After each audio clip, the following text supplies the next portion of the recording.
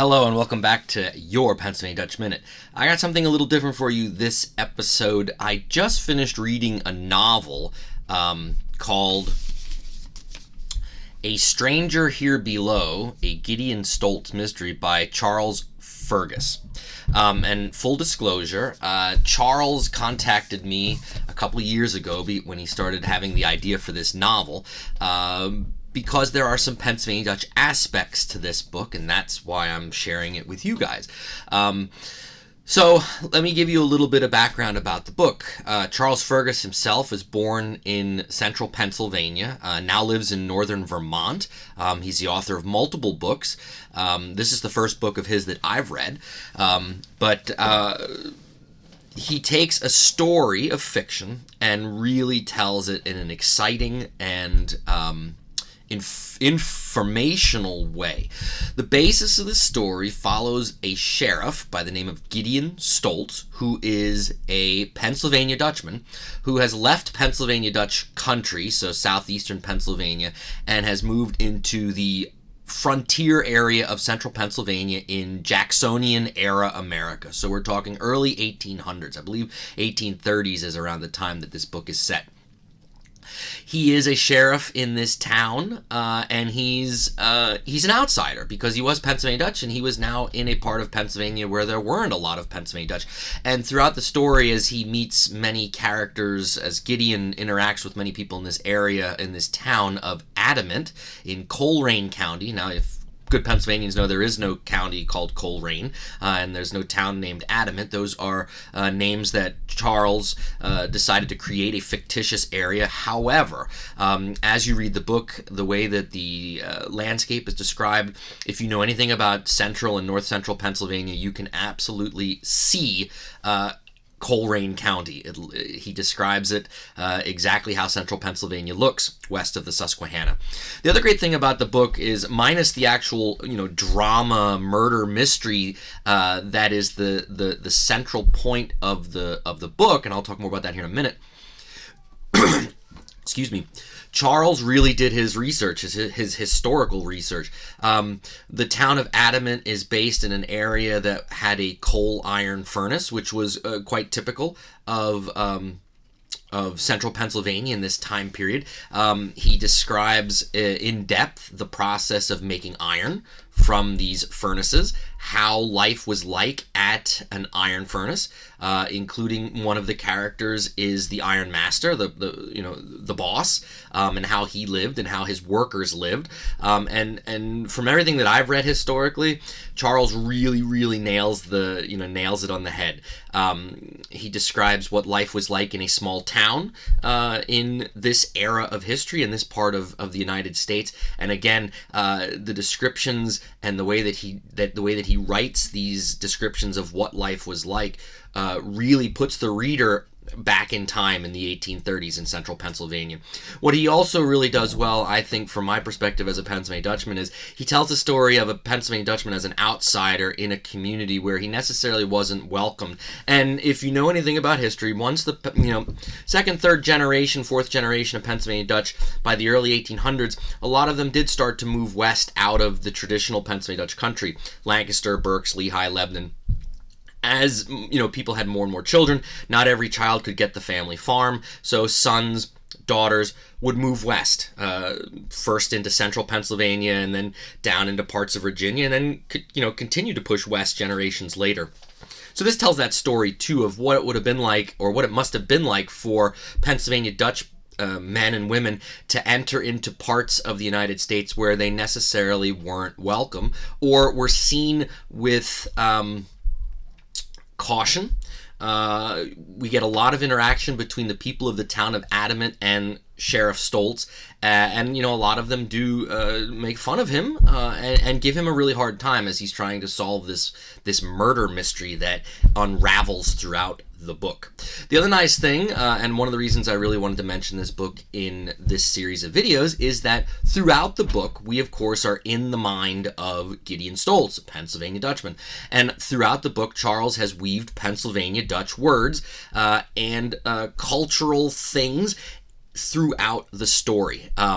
For instance, every now and then when things aren't going well, Gideon will say something in Pennsylvania Dutch. Sometimes he'll say it out loud in the story. Sometimes he'll just say it in his mind. But Charles worked the actual Pennsylvania Dutch words in. They're usually in italics. And I thought that was a really nice touch. That's kind of how I got connected with this story. When Charles wanted to tell this story, he met up with me, and we discussed a little bit about Pennsylvania Dutch, and I appreciate him taking some of my advice and utilizing it in the book. In the end, I just finished the novel last night. It was one of those books where I'll be honest, I don't read a lot of fiction anymore. I used to read a lot of fiction when I was younger, but nowadays I tend to read more historical stuff and nonfiction. It's just what I prefer.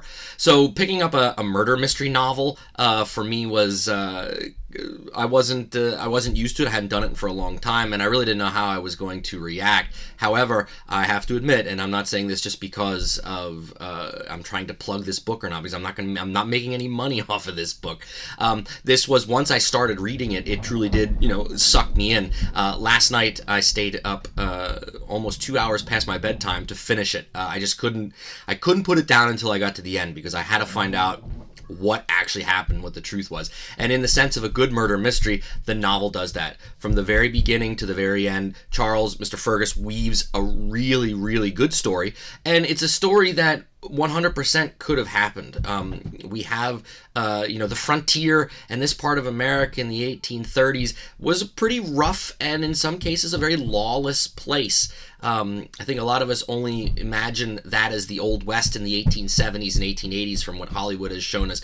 But, rural Pennsylvania in this time period, in the early years of our country, was a pretty rough place to be. It was dangerous, with robbing, and there's instances of that described in the book, murder, revenge, all these things that happen in life really were there. And here we throw in then on top of it this character of Gideon, someone who's trying to do his job as a sheriff, but at the same time meeting resistance from the town because A, he's an outsider, but also B, because some people felt that the things that he was investigating didn't need to be investigated. That's all I'll say about that.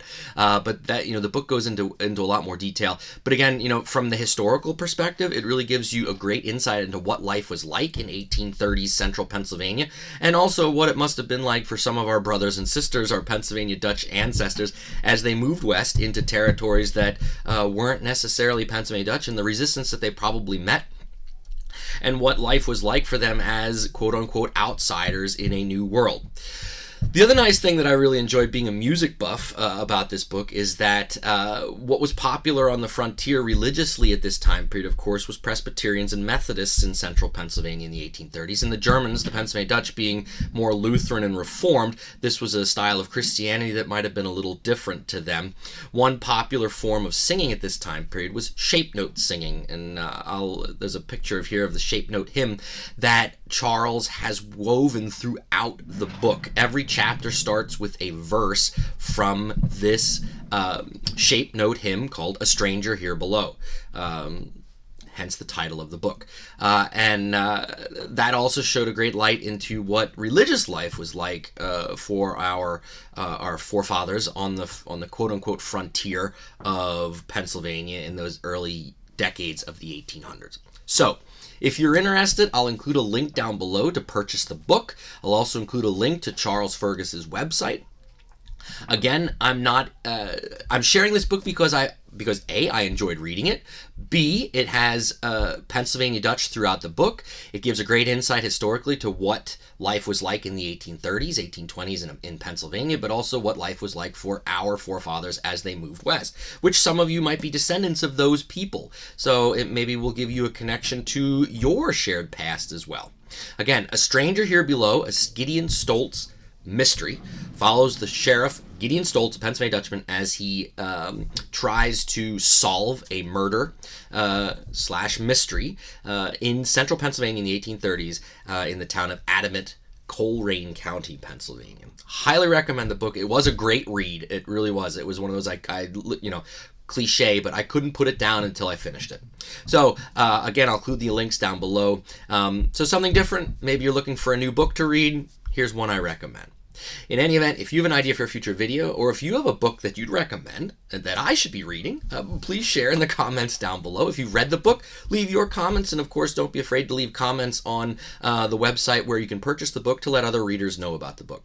In any event, Gideon Stoltz, A Stranger Here Below, and I believe this is going to be part of a trilogy, or at least from what Charles had said to me, he's hoping to write a couple more books with the same character. I don't know that for sure, if that's still the plan, but a couple years ago when we met, he had this envision of that. So we'll see. Have to wait and see if another book comes out. All right, check it out. Check the links below. In the meantime, keep practicing your Pennsylvania Dutch, and mach's goed. Mach's goed.